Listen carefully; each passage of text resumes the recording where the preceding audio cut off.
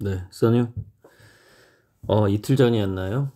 쇳동그리 태양 이게 이제 풍뎅이는 맞는데 이, 이 태양은 제가 이제 불사조 태양을 최근에 그렸잖아요. 그래서 불사조는 피닉스고 아마 그리스 로마 신화 쪽에서 나오는 신화고요. 이 쇳동그리 태양은 이집트 신화에서 나오는 건데 이렇게 다시 부활한 아침의 태양을 의미할 겁니다.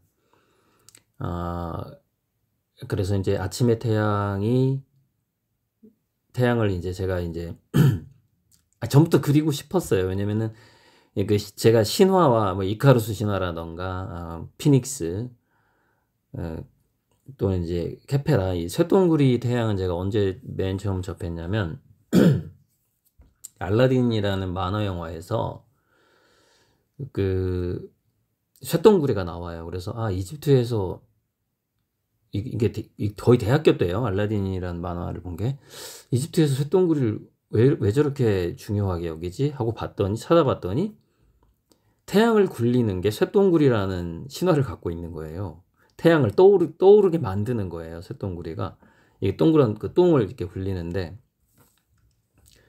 그렇게 생각을 했더라고요. 이집트에서 뭐 정확한 내용은 더 찾아봐야 아는데 제 기억에 그렇게 생각을 하고 있는데 그래서 제가 피닉스도 그리고 또는 그러니까 이카루스와 태양이 하나가 된 그런 태양도 그리고 했기 때문에 쇳동그리 태양을 그리고 싶었는데 이제 쇳동그리 태양의 모양은 이제 좀 아직은 쇳동그리스럽진 않은데 어쨌건 홍염의 모양이 보면 사슴벌레 느낌이 있을 겁니다. 예.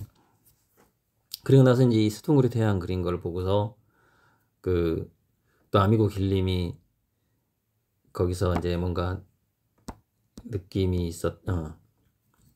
케프리 그림 영상을 보다가 이 위대한 종호 니체의 Great Noon이라는 태양이 곧 나오겠구나 이런 걸 느꼈다 이렇게 주셔서 근데 이게 마침 제가 지금 월인청강이라는 걸 주제로 강물에 달빛과 별빛이 비치고 있는 그림을 현재 그리고 있거든요. 근데 촬영하진 않았어요. 왜냐면은 이게 좀 처음 시도하는 거라서 잘 될지 안 될지가 좀 걱정이 돼서 그래서 좀 괜히 또 지워야 되니까 실수하면 사실 이 쇳동그리 태양 그릴 때도 그리는 과정을 제가 안 그렸거든요. 근데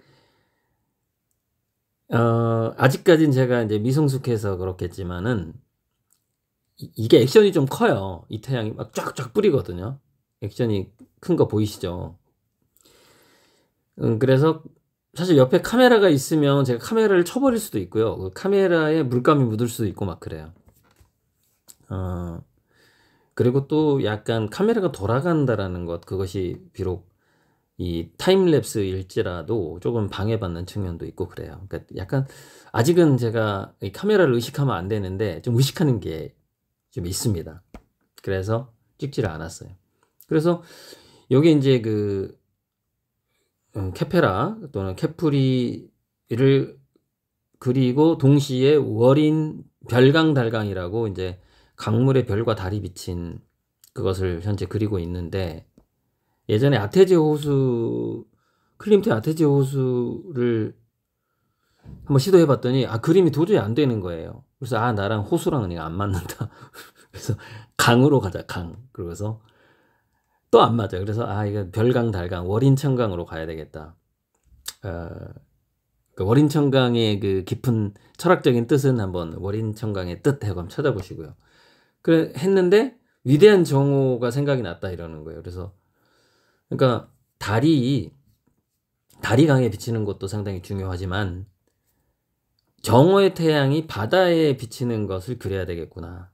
또 그런 생각이 들어요. 이 카톡을 받으니. 그래서 그거는 월인이 아니라 일인이죠. 인이라는 게 도장을 찍는 뜻이거든요. 그러니까 달이 1000개의 강에 도장 찍힌다 이런 뜻이고 복사된다. 근데 태양이 1000개의 강에 복사되는 게 아니라 태양은 그 강에 모든 강이 모아진 그 바다에 태양이 비추는, 그래서 그 니체가 얘기한 위대한 정오, 모든 것이 밝아지는 위대한 정오는 바다랑 좀 더 어울릴 것 같아서, 그래서 1인 가로 열고 위대한 정오. 그러니까 월인과 1인을 영어로 어떻게 번역할지 모르겠어요. 그렇게 해서 이제 그 1인 시리즈도 아직 그리진 않았지만 마침 대칭적으로 제가 월인 그림을 그리고 있었는데 1인으로 해서 니체의 그레이트 눈이라는 것을 써야 되겠구나, 이렇게 이제 오늘 마음을 먹었고요. 지금 아테네 학당에 플로티누스라는 철학자가, 이거 동글뱅이가 쳐져 있는데, 이거는 제가 오늘 새벽에 이걸 보다가 이제 제가 뭐 소크라테스니 아리스토텔레스니 뭐 이렇게 다 보고 이제 여기까지 온 거예요. 플로티누스까지 왔어. 야금야금 보고 있는데, 이 철학의 뒷거단에서. 근데 이 사람이 참 대단한 게 셸링하고 플로티누스를 한국에 소개한 게 너무 감사하고, 이렇게 34인 중에 뽑은 것도 너무 고맙고, 딱 보고 있는데 책을 읽는데 뭐야 이거, 너무 뭐냐면은, 왜 제가 놀랬냐면 현대 채널러들하고, 그러니까 람타라든가 세스, 그 다음에 신과 나눈 이야기에 그 닐 도널드 월시도 채널러라고 볼 수 있거든요. 이게 현대 영성가들이 얘기하는 신의 모습을 플로티누스가 굉장히 정말 거의 비슷하게 얘기할 뿐만이 아니라, 이거 다 읽지는 않을게요. 이게 정지 화면이니까 이게 읽어보시면 되고, 읽으면 시간이 너무 많이 걸리니까. 비슷한 데다가 그러니까 제가 이걸 발견한 겁니다. 양자인문학의 아버지가 셸링이라면, 그 셸링 이전에 야곱 베메가 있었고, 야곱 베메 이전에 그럼 또 누가 있었고 있었겠죠. 그럼 그 이전에 누가 있었을까 보니까 이 플로티누스가 있었던 거예요. 그러니까 플로티누스가 양자인문학의 할아버지. 그러니까 플로티누스 이전은 뭐 그냥 탈레스가 나와버리니까, 철학계에서 아리스토텔레스, 탈레스 나와버리니까. 그래서 탈레스가 만물의 근원은 물이라고 했는데, 그 만물의 근원인 물은 은하수 내지는 이 천문학적인 물을 의미하는 거거든요. 천문학적인 강을 의미했다라는 거죠. 그런데 이 플로티누스는 하나님, 신에 대해서 3가지 비유를 두는데, 그게 샘물, 태양, 그 다음에 거울을 예로 듭니다. 거울. 그러면서 이 놀라운 얘기를 하는데, 이 이마고 얘기는, 아미고와 이마고 얘기는 다음에 할 거예요. 지금 할 얘기는 아닌 것 같고요. 어쨌건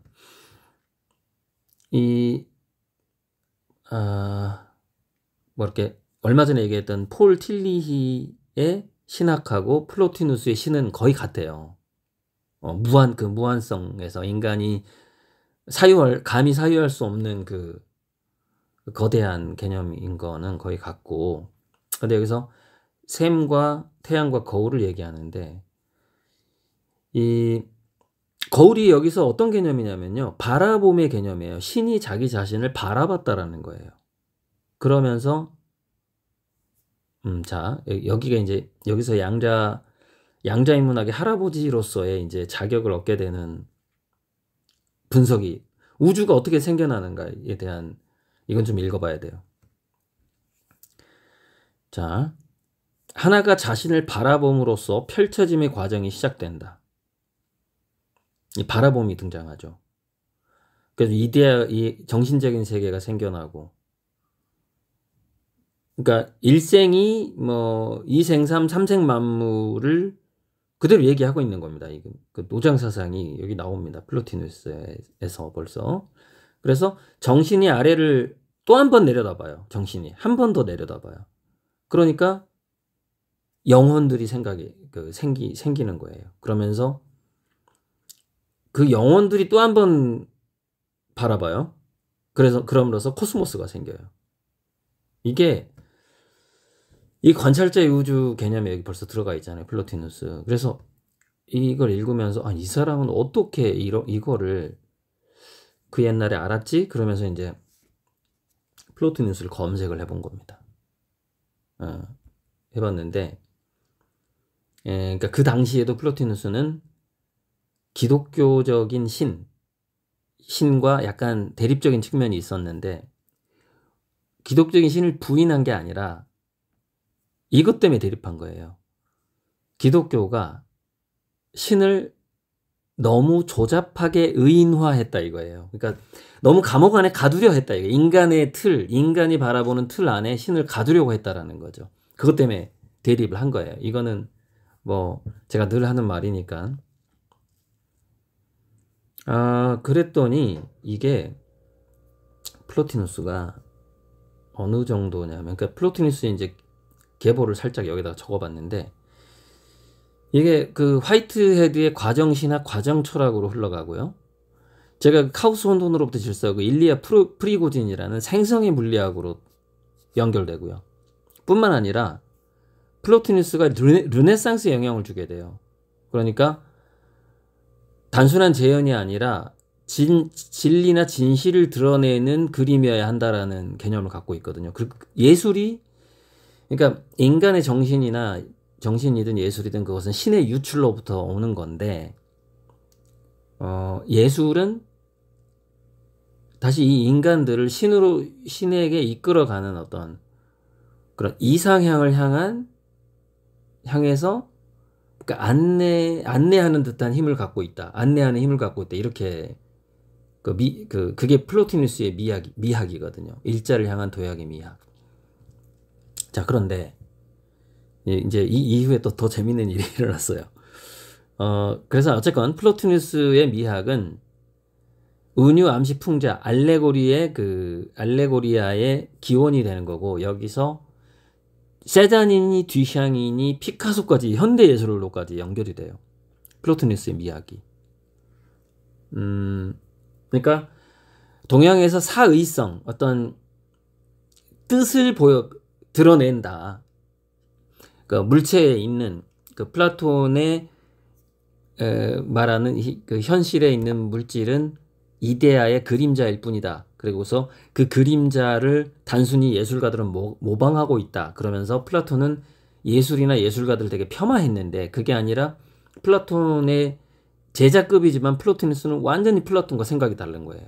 다르고, 예술은 신으로부터 이렇게 뿜어져 나오는 하나의 힌트 같은 거고, 그 예술이라는 것이 다시 우리 인간을 신에게 다가가게 하는, 합일하게 하는 그런 어떤 안내자로서 생각을 하고 있는 겁니다. 예술을.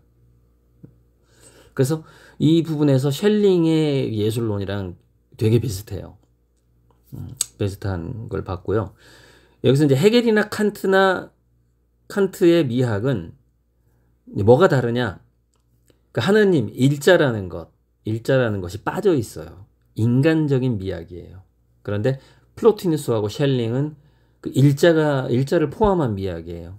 그 차이가 있고, 그것이 이제 현재 제 그림은 플로티누스의 미학이고 셸링의 미학으로 설명이 되는구나. 그래서 이제 양자 미학이라고 한다면, 양자 철학, 양자 미학이라고 한다면 플로티누스의 그 미학과 셸링의 미학을 공부하지 않을 수가 없잖아요. 셸링의 미학은 제가 지금 책을 사서 공부하고 있어요. 그래서 이거 플로티누스 책 전부 사야 되겠네. 그러면서 이제 인터넷을 뒤지기 시작한 겁니다. 여기 이제 이게 위대한 정오. 니체의 위대한 정오를 제가 제목으로 써야만 하는 이유가 나와 있죠. 모든 존재가 춤추고 모든 것이 스스로 초월하는 순간이다. 이게 위대한 정오의 순간이라는 거예요. 제가 요즘에 춤추는 손, 춤추는 별을 그리고 있잖아요. 그러니까 태양 자체가 춤추는 별의 하나인 거죠. 아무튼 자, 그래서 이거는 이제 친구랑 나눴던 카톡이고요. 그래서 이제 플로티누스 책을 조사를 해봤더니, 플로티누스의 미학을 23년 11월 1일 날 우리나라에 출판한 송유래, 저 대학교 때 친구예요. 같이 여행 다니고, 물론 제 여자친구는 아니었고 여자 사람 친구였는데, 남자친구가 따로 있었고. 그러니까 저는 유래가 경희대에서 철학을 가르치고 있다는 건 알고 있었는데, 사실 뭘로 박사학위를 받았는지까지 사실 솔직히 우리가 대학 친구가 박사학위 받은 다음에 어디 철학과 교수인가 보다 이 정도만 알지, 박사학위 논문까지 어떻게 모르잖아요. 근데 유래가 프랑스로 가서 플로트니스 철학으로 박사학위를 받은 거예요. 깜짝 놀랐네. 이걸 오늘 알았어요, 제가. 그러니까 유래가 경희대에 있고, 그러니까 주변 사람들의 그 철학가로서의 칭찬이 자자하다. 여기까지 얘기를 들었는데, 플로티누스로 박사학위 받은 거는 이제 오늘 알았다니까요. 그래서 이제 바로 주문을 했고, 플로티누스에 관한 책을 7권을 주문을 했는데, 절판된 책이 너무 많아가지고 거의 한 30만 원 정도 들었습니다. 근데 꼭 읽어봐야 되겠더라고요. 왜냐면은 지금 제 그림을 평론하고 또는 설명을 하고 제가 인터뷰를 하려면, 이게 양자인문학적인 그림이다, 내 그림이, 이렇게 하려면 그 서양인들이 알고 있는 철학자 중에서 어떤 미학을 가져와서 제가 그 사람들을 이해시켜야 된단 말이에요. 그 서양의 컬렉터들을 이해를 시켜야 돼, 제가. 그러면 플로티누스를 말하지 않을 수가 없거든요. 그러다 보니 제가 일단 플로티누스나 셸링에 대해서 정통해야 돼요. 왜냐면 그것이 현재 제 그림이 나타내는 바와 가장 좀 많은 교집합을 갖고 있다라는 것이죠. 그래서 그 유래에 대해서 새삼 또 깜짝 놀랐고, 어떻게 또 인연이 이렇게 되나. 그래서 제가 이제 8월달에 전시할 때 제 그림에 대한 글을 일단은 친구 조연수한테 맡길 거고, 송유래 교수한테도 제가 한번 찾아갈 수도 있고, 써달라고 할 수도 있고, 그거는 모르겠고요. 어떻게 될지. 근데 그 베르그송을 연구했던 그 베르그송에 대해서 연구를 했단 말이에요, 조연수 제 친구가. 근데 베르그송이 플로티누스를 또 연구했다는 거예요. 그래서 베르그송이 플로티누스 얘기를 많이 한다는 겁니다.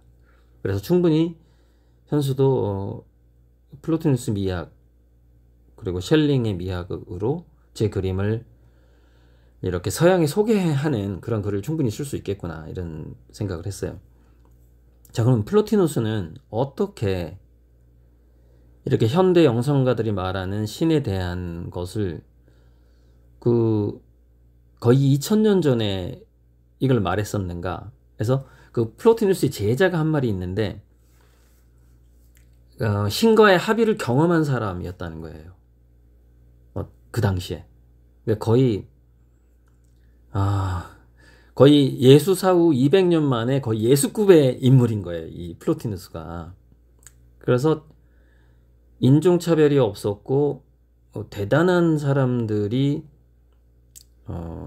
플로티누스의 제자였는데, 그 중에서 로마 황제하고 황후가 제자였던 거예요, 플로티누스의. 플로티누스에게 강의를 들은 사람인 거예요. 그래갖고 이제 너무 존경하니까 이 플로티누스를 황제가 공무원으로 뽑은 거예요, 플로티누스를. 그런데 플로티누스가 한마디로 깨달은 사람이잖아요. 그래서 수많은 그 정책 갈등을 조정하는 역할을 했다는 겁니다, 로마에서, 로마 정부에서. 그러면서도 그 누구하고도 싸운 적이 없다. 진짜 이거는 도인이죠, 도인. 이거는 이제 송유래의 강의를 들어보면 자세히 나옵니다. 강의 좀 이따 소개할 거고요. 그런데 제가 가장 이 플로티누스를 확실히 공부해야 되겠구나 이렇게 느낀 게 뭐냐면은, 플로티누스가 선보농제 사상을 갖고 있었고, 그래서 노예를 그러니까 노예까지도 이렇게 교육에 차별하지 않았고, 고아들을 맡아서 제자로 기르기도 했는데, 이제 고아가 되면은 그 부모의 재산이 있을 거 아닙니까, 재산. 그것까지도 맡게 되잖아요. 고아를 맡았을 때. 거기에 너무나 엄격하게 그 타인의 재산을 관리했다는 겁니다. 제자들의 표현이. 그러니까 저도 우리 아미고님들 투자금을 그렇게 생각하고 있으니까. 예. 자,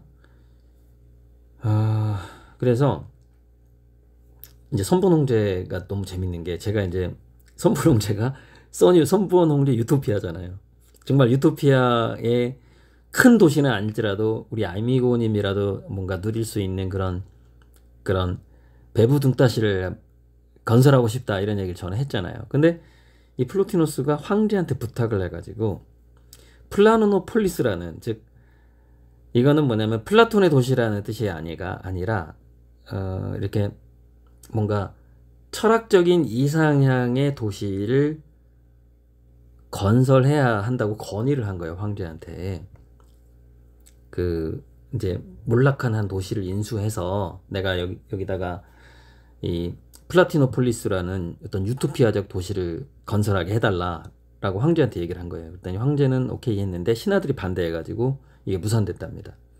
건설하지는 못했다고 해요. 그래서 이 신과 합일의 경험을 했던 이 플라티노스는 실제로 지상에 그 유토피아를 건설하고자 노력을 했고, 로마 정부에 들어가서 엄청나게 아무튼 현실적인 유토피아 노력을 한 사람인 거예요.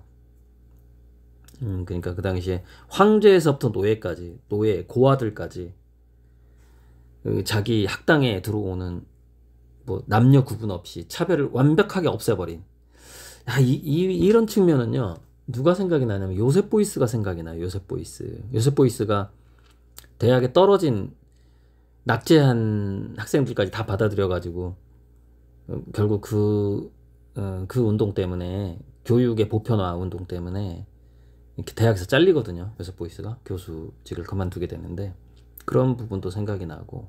그래서 상당히 플로티누스가 저랑 좀, 저는 이제 뭐 이렇게 신과 합의를 경험한 적은 없는데 하는 행동이나 이게 추구하는 게 상당히 비슷한데, 또 뭐가 비슷하냐면 플로티누스가 자기 가족이라든가 조상이나 고향에 대해서 묻지도 못하게 했다는 거예요. 책에도 쓰지도 못하게 하고. 왜냐면 그 현재 내의 육신을 만든 그 스토리나 기원은 중요하지 않다라는 거죠. 그게 아니라 자기가 추구하는 그 더 원, 일자에 대한, 셸링처럼 일자에 대한 것만 중요하다 이거예요.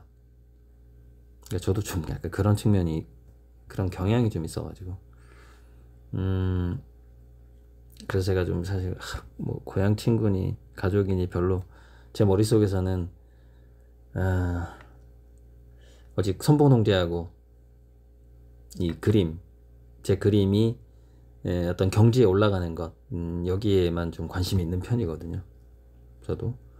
그래서 언젠가는 이제 이 아미고 길림이 얘기한 것처럼 제 그림이 그 위대한 정오에 도달하는 시점이 오는 게 아닌가, 오지 않을까, 올해는 25년에는 이제 그런 느낌을 받았다는 거예요. 제가 그 풍뎅이 태양,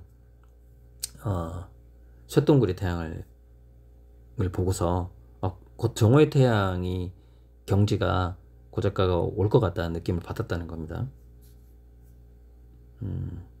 이거는 이제 그 아미고랑 나눴던 이야기니까 뭐 그냥 읽어보시면 돼요. 읽어보시면 되고.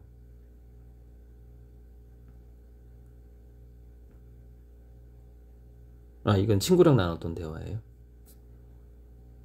니체의 위대한 정오에 대한 문구. 플로티누스 대단하네. 네가 할아버지야. 양자인문학의 할아버지.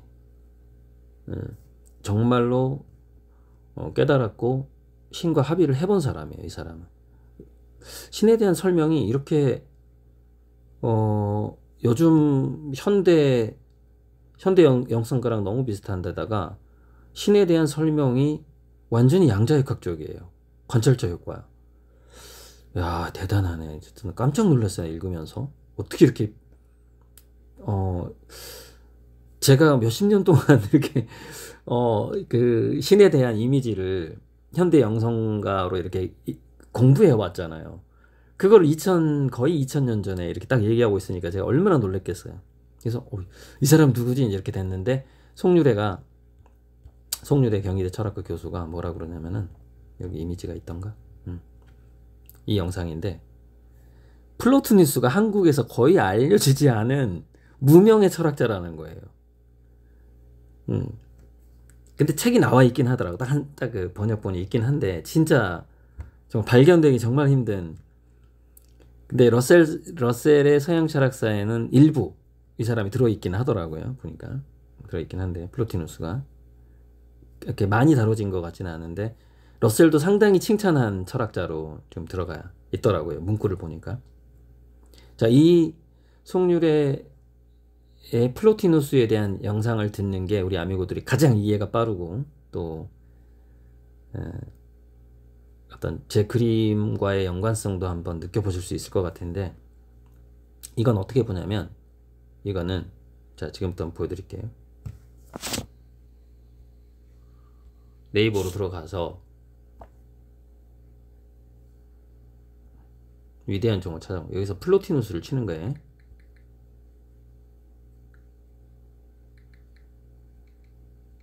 치면 나무 위키로 들어가야 돼. 나무 위키. 위에는 플로티노스 위키백과 한국, 나무 위키 플로티누스로 들어가는 거예요. 딱 들어가면 하단에 관련 영상 2개가 뜨는데, 이게 유튜브에 없어요. 없어. 유튜브에 17분만 나와요. 1시간 52분이고 1시간 2분, 거의 3시간 영상인데, 그래서 딱 누르면 이제 뜹니다. 그래서 요거를 크게 해가지고 앞으로 보면 되는 거예요. 네, 송유래. 그래서 이제 그 토론을 보면은 쭉 나옵니다. 1시간. 저는 오늘 서양 고대 후기 한 플라톤주의자가 말하는 삶의 지혜에 대해서 말씀드리겠습니다. 먼저 제목을 보시죠. 제목 보시면 신을 닮은 인간, 플로티누스의 신플라톤주의 윤리학입니다. 이 제목에 나온 이제 토론에 보면은 송유래가 자기가 플로티누스를 만날 때까지 어떤 10대 때부터 어떤 고민을 했고 그랬는가가 나와요. 근데 송유래가 이 토론회에서 자기 10대 때부터의 그 어떤 고민이 제가 대학교 때 송유래랑 나눴던 이야기들이에요. 그러니까 저도 똑같은 고민을 한 거거든요. 그러면서 이제 지금 손보는 게 유토피아라는, 그리고 이런 그림을 그리고 있는데, 그런 고민 속에서 송유래는 프랑스에 가서 플로티누스를 전공하게 된 거예요. 그래서 이 2 강의를 들어보면 제 그림을 이해하는 데 있어서 굉장히 빠른 접근이 될 수 있지 않을까, 이런 생각이 들어요. 이상입니다. 선유. 네. 잠깐만, 이거 어떻게 하지? 잠깐만. 어떻게, 선유.